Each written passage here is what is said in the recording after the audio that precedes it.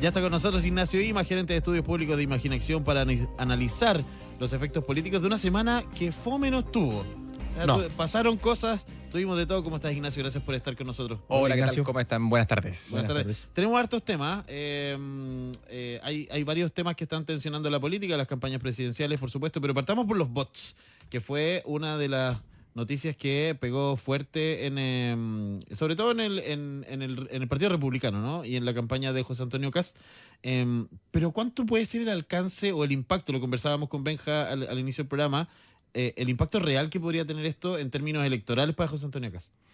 Yo creo que la única fórmula que esto tenga un impacto real en su candidatura tiene que ver con que se inicie esta investigación judicial y de ahí en adelante que esto efectivamente logre, no sé si desbaratar, pero sí sacar hilo por hilo básicamente este tipo de situaciones. Lo que es muy complejo debido a las tecnologías que deberían usar estas personas, ¿cierto? Pero como probablemente en la versión chilensis debe ser algo más amateur, probablemente sí sepamos de algunas personas. Pero efectivamente en el corto plazo que esto le tenga un impacto a la candidatura de Kast, yo lo veo bastante poco probable, debido a que la musculatura que ha ganado Kast ha sido muy, muy alta. Y la probabilidad que esto los desbarate es muy baja, y que eso finalmente incluso le llegue en beneficio a Evelyn Matei. Yo no veo a una Evelyn Matei viéndose beneficiada de esto. Tal vez si ella hubiese iniciado una acción judicial que ella ha ratificado que no va a prosperar, hubiese sacado algo, ¿cierto? ¿Algún rédito? Algún rédito. ¿Tú ves Ya. que poco probable que alguien que estuviese totalmente convencido de votar por José Antonio Kast haya visto esta situación, pueda dudar de votar por él producto de la polémica por los votos? Es que yo veo en Kast ciertas fortalezas, como por ejemplo, él ejemplifica o grafica o personaliza todo este antigobierno, anti-Boric, anti-izquierda, mucho más que Evelyn Matei, mucho más que las otras candidaturas de oposición. Por otro lado también, a mi juicio, en una lógica polarizante que estamos viviendo en esta elección, la probabilidad de que eso más bien ratifique apoyos más que la gente sienta un desgano de votar por él, la probabilidad es más alta. Tenemos una ciudadanía, un electorado muy polarizado, y probablemente lo que hace José Antonio Kast y lo que ha hecho José Antonio Kast desde lo que pasó en respuesta, por ejemplo, echarle la culpa a Jara, ¿cierto? Claro, Al hermano de Jara. Sí. Decirle hoy día en la mañana que venga por él. Eso no es más que una retórica polarizante, ¿cierto? De una candidatura de derecha más dura, y que eso es muy efectivo en el electorado porque básicamente aleona huestes. Eso es malo para la democracia, es malo para la democracia. ¿Es bueno en términos electorales? Es bueno en términos electorales. Ignacio, pero ahí se genera una dicotomía bien interesante porque lo que se ve hoy día es que cada uno de los candidatos tiene un bolsón electoral importante, pero pareciera ser que se aferran mucho a ese bolsón, ¿no? Y está bien, porque hay una primera vuelta y la segunda va a ser totalmente distinta, cambia la estrategia, yo me imagino. Pero igual me parece que estas cosas frenan la intención de ir a buscar otro votante. Yo creo que ahí sí podría incidir en el tipo de una campaña más sucia, porque además no es la primera vez que se le acusa a José Antonio Kast de este tema de los bots. O sea, se le acusó Evelyn Matei incluso aquí en esta radio. Claro. Dijo, Sí, y la claro. campaña sucia, la Aquí campaña asquerosa. anunció Sí, que sí. iba a querellarse y Así después, un par de días después, tuvo que hacer pie atrás porque la presionaron desde el mismo comando de Chile Vamos para decirle no judicialicemos esto porque estamos en campaña. Pero da la sensación de que cuando tengan que salir a buscar otros votantes les va a costar más, ¿no? Y no solo lo digo por Kast, sino lo digo por Janet Jara, que también tiene un bolsón importante, pero que quizás al salir a buscar otro votante puede generar un poquito más de ruido, ¿no? Es que a mi juicio ese escenario de ir a buscar electores, ¿cierto? Lo tiene Jara y Matei, Ya. más no Kast. Kast está en una posición hoy día de ir primero, segundo en primera vuelta. A él básicamente le da un poco lo mismo, ¿cierto? La cosa para él es pasar a segunda vuelta. debido a que la desventaja de Janet Jara es que no tiene de dónde sacar más votos en segunda vuelta. Ya. Ella ese es el 33% de primera vuelta y de ahí sacar una que otra cosa de Marco Enrique Sominami, de Eduardo Artés, pero esas candidaturas son excesivamente débiles para que ella pueda rescatar algo de segunda vuelta. Mientras tanto, José Antonio Kast representa todo el antigobierno, la antiizquierda, y por lo tanto tiene muchísimo de donde rescatar y la suma. Y por más que los escenarios de segunda vuelta den una alta cantidad de personas que no están interesadas en votar o no saben o responden, la probabilidad de que José Antonio Kast sea presidente de la República en ese escenario es altísima, ni siquiera muy alta, es altísima. Pero sí, hago la salvedad que la probabilidad que muchas personas se resten, voten blanco, nulo, en la segunda vuelta es muy alta, lo que es malo en términos de deber ser Claro. para la legitimidad o finalmente el punto de inicio de la presidencia de Kast. Ahora, ¿cuánto sirve hoy día, Ignacio, pegarle al gobierno, un gobierno que está de salida, un gobierno que le quedan 6 meses? Que si bien Janet Jara tiene no sé si llamarlo desventaja, pero sí carga con esa mochila de haber sido parte del gobierno y de haber sido ministra de este gobierno. Pero ¿cuánto rédito te puede dar pegarle a un gobierno que está de salida también? O sea, un gobierno que está de salida, sí, puede ser que no, pero es un gobierno débil, es un gobierno que muestra grietas permanentemente y que la probabilidad de que esas grietas no aumenten es bastante baja. Digámoslo, Evelyn Matei creó su figura presidencial en torno a el anti-Boric y este anti... lógica identitaria, ¿cierto? Y eso le fue bastante bien, fue muy eficiente. En el caso de Kast ha hecho más o menos lo mismo. En el caso de Kaiser más o menos lo mismo. Parisi es más o menos lo mismo. O sea, básicamente... París y los mete a todos en el mismo saco, ¿no? Claro. De izquierda y derecha. Todo el pool que no es Jara es antigobierno. Ya. Y eso, por supuesto, de que porque es una estrategia bastante eficiente. Hoy día probablemente pegarle mucho más al gobierno no, y probablemente la mochila más pesada para Jara, de la cual ella no puede salirse, es que ella es la candidata del oficialismo. Claro. Y probablemente ella nos va a subir del 35% debido a ese mismo tema, debido a que es la candidata del oficialismo. Aunque ella se ha encargado en decirlo donde más puede, que no sería un gobierno de continuidad. O sea, la estrategia de Jara está bien porque ella necesita sacudirse de ese peso de oficialista, ¿cierto? Pero es poco creíble porque ella viene del gabinete del presidente Boric, es cierto, y además los partidos integrantes de la coalición que ella le empujan en la candidatura muestran ripios muy importantes, sin ir más lejos, su propio partido, el Partido Comunista. Sí, po. ¿Cuánto le podría servir o cuánto le podría ayudar a Janet Jara, que vamos a hacer política ficción, Sí, claro. se entiende, ¿no? ¿Cuánto le podría servir a Janet Jara renunciar al Partido Comunista hoy día? Que sería una cuestión simbólica, en términos de la papeleta Sí, claro. no podría cambiar, ya eso ya está ok, va a ser la candidata del Partido Comunista, pero en términos de simbolismo para la ciudadanía, ¿sería importante que ella renunciara al Partido Comunista? Debería ser mucho más que el mero hecho de renunciar al partido. Debería básicamente, ¿qué lo ha hecho al final del día, cierto?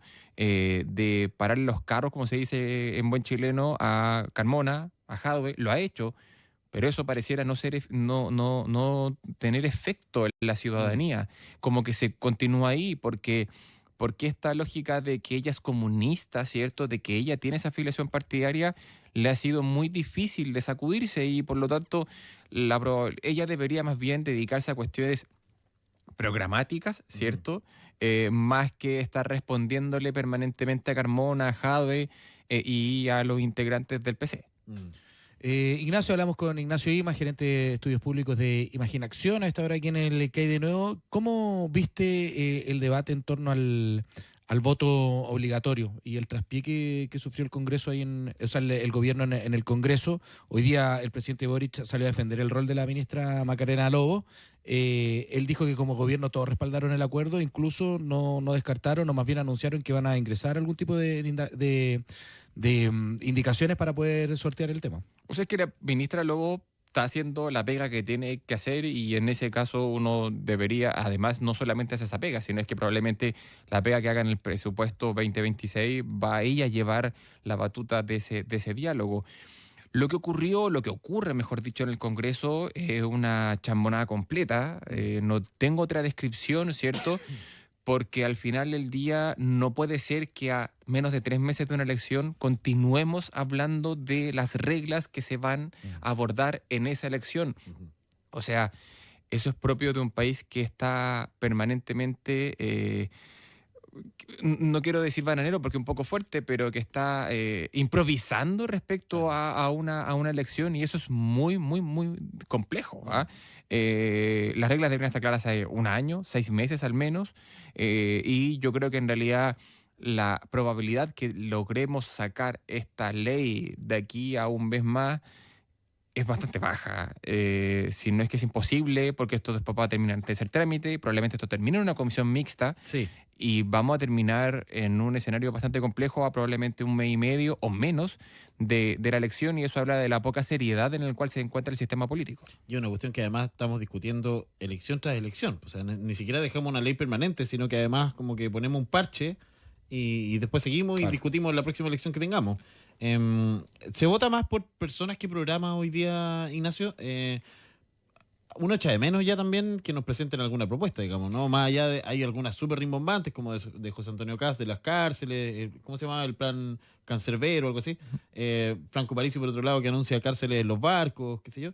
Pero más allá de estas propuestas como más rimbombantes, uno echa de menos un poquito más de contenido programático, ¿no? Y parece ser que no es que nosotros lo echamos de menos, ¿no? Pero parece que la ciudadanía no lo necesita o finalmente en esta etapa de la candidatura no es tan necesario, ¿no? Es riesgoso para un país con la seriedad que se jacta Chile, o con la estabilidad del sistema político que tiene Chile dentro de ciertos marcos, que no tengamos un debate respecto a los programas de gobierno, sino es que en realidad a la cuña del día. Ujú. Eh, y eso, por supuesto, volviendo al tema de los bots, parte importante de la responsabilidad cae en las redes sociales, cae también en los dirigentes políticos que, valga la redundancia, caen en esa discusión. ¿Uno los echa de menos? Sí, por supuesto que sí, debido al estado económico, de seguridad, de migración que tiene Chile. Ujú. Deberíamos estar hablando sobre cómo van a abordar esos temas más allá de la cuña chica, más allá de la idea del título que pega, ¿cierto? Y que es eficiente en términos comunicacionales, Ujú. pero al final no sabemos, por ejemplo, qué, de qué tratan los programas, por ejemplo, de José Antonio Cast, por ejemplo, también de Janet Jara en términos de relaciones internacionales.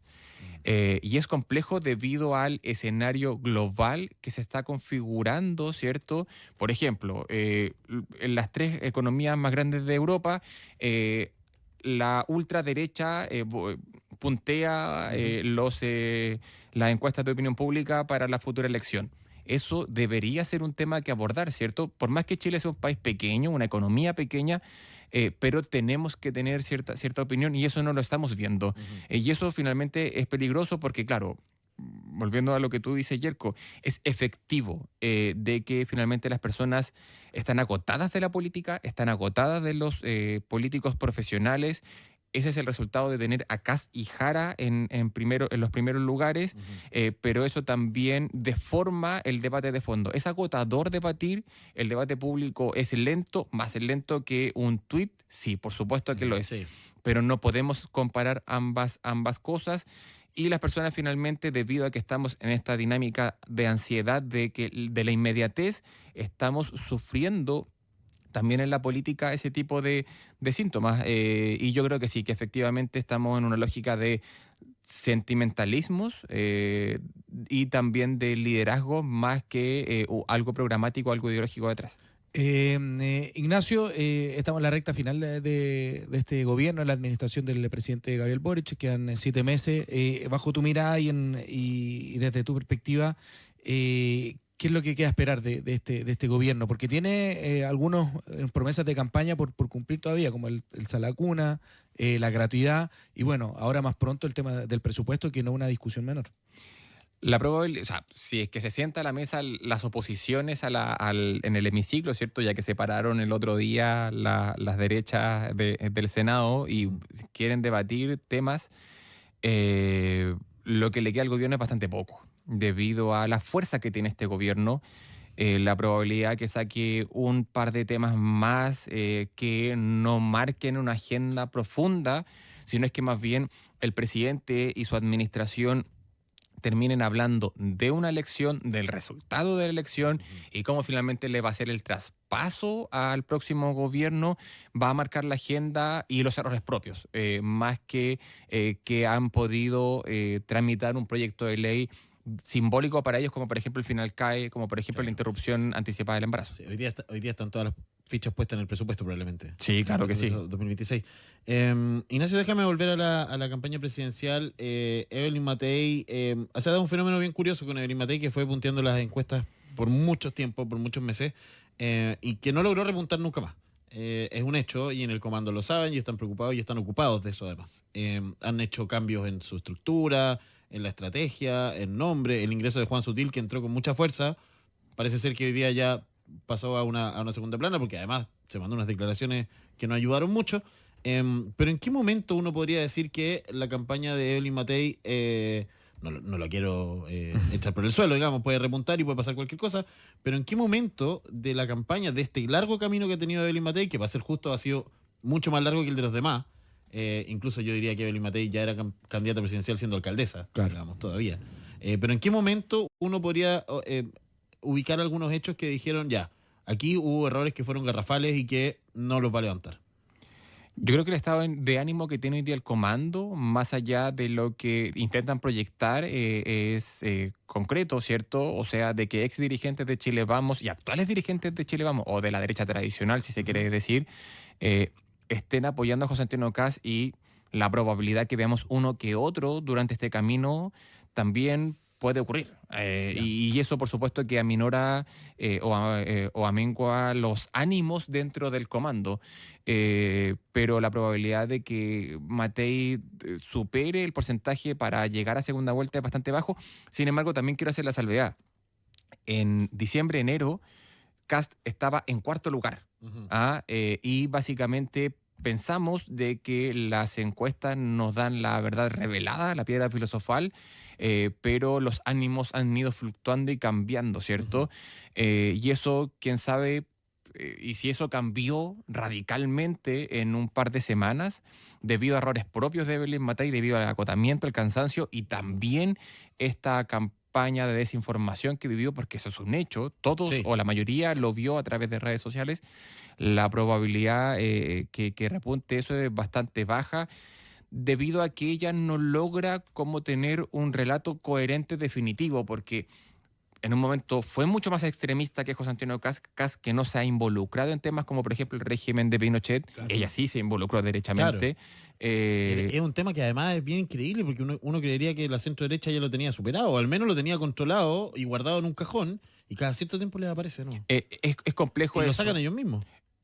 O sea, lo sacó la candidata presidencial, que es la lideresa finalmente de esa coalición, y de ahí en adelante cualquiera otro lo puede sacar. Ella no logró superar ese impasse, debido incluso con la carta al Mercurio, no lo logró superar, y que de ahí en adelante vuelva a refortalecerse es bastante complejo. Debería tender tal vez las candidaturas parlamentarias a ayudarla, ¿cierto? Y refortalecerla, pero cuando hay un ánimo de los partidos, un ánimo de los candidatos al Congreso, y cuando ven que la candidata continúa tercera, ¿cierto? Y es cuestionada para saber si o no sale cuarta, los candidatos al Congreso tienden a despegarse de esa figura, porque saben que finalmente es un peso que lleva más que un aliciente o una ayuda para aglutinar votos. Lo que le puede pasar a Jara también, ojo, porque si es una candidatura que no logra refortalecerse y no termina siendo competitiva para segunda vuelta, la probabilidad de que uno que otro candidato al Congreso también se despegue de ella también puede ser posible. Da la sensación, Ignacio, que es una candidatura de reacción, que está constantemente teniendo que reaccionar a cosas que la van pillando, ¿no? O un error. O sea, o que se encuentre con un error en el camino, un error no forzado propio, y que tenga que salir a solucionarlo en el camino. Que también es reactivo al final del día. Que también es reactivo. O sea, y que no logra tener el control de la agenda.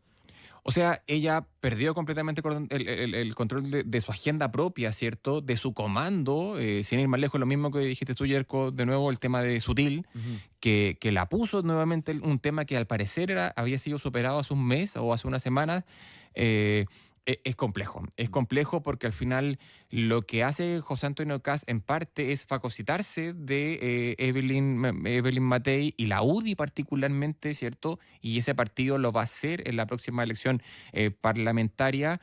Y por lo tanto Matei también actúa sobre el temor de que finalmente en una segunda elección la derecha tradicional no pase a segunda vuelta. Y eso también puede marcar un hito relevante de cara a la presidencial que va a tener en 4 años más. Claro.